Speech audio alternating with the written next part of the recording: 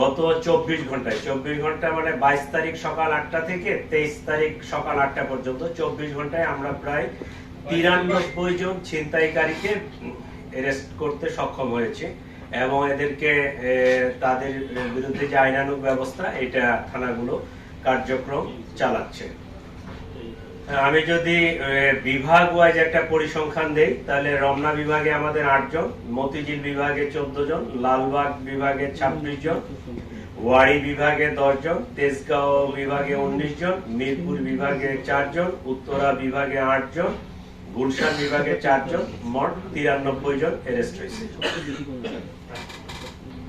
আমাদের এই ছিনতাই প্রতিরোধে আমরা যে নির্দেশনাগুলো দিয়েছি, যে ব্যবস্থাগুলো নিয়েছি, তার মধ্যে উল্লেখযোগ্য যদি আমরা বলি সেটা হচ্ছে আগে আমাদের ওই ছিনতাই প্রবণ এলাকাগুলোকে চিহ্নিত করা, ক্রাইম প্রবণ এলাকাগুলোকে চিহ্নিত করা, কারা এই ছিনতাইয়ের সাথে জড়িত তাদেরকে চিহ্নিত করা এবং তাদেরকে অ্যারেস্ট করার সর্বাত্মক প্রচেষ্টা চালানো।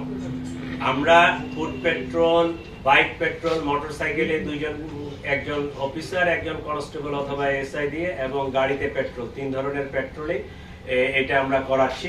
এবং এই পেট্রোলগুলো যেহেতু এখন শীতের রাত এবং গভীর রাতেও ছিনতাইয়ের ঘটনা ঘটতেছে, বিশেষ করে দূরপাল্লার যাত্রী যারা শেষ রাতের দিকে আসে, নামে বিভিন্ন ওই রেল স্টেশন, বাস স্টেশন বা বিভিন্ন জায়গায় আসতেছে, প্রাইভেট কারও আসতেছে।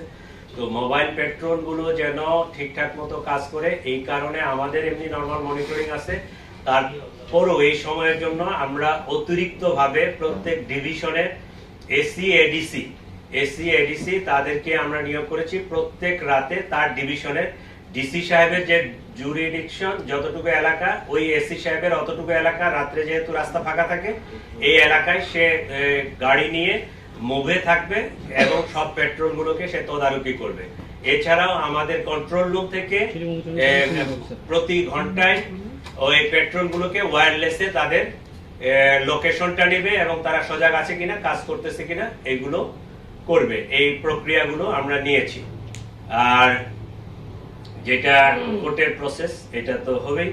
তারপর আমাদের নির্দেশনা হচ্ছে যে ডিসি প্রসিকিউশনের মাধ্যমে এরা যেন অতি সহজে জামিন না পেয়ে যায়। কারণ দেখা যায় যে যারা এই কাজের সাথে অভ্যস্ত, ওই কোর্টে আমরা চালান দিচ্ছি, কয়েকদিন পরে জামিন নিয়ে বের হয়ে আসতেছে, একই কাজে আবার জড়াই পড়তেছে।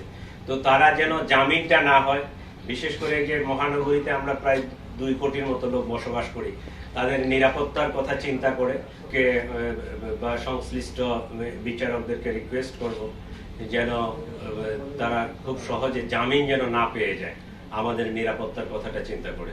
তো এই ব্যবস্থাটাও আমরা নিচ্ছি।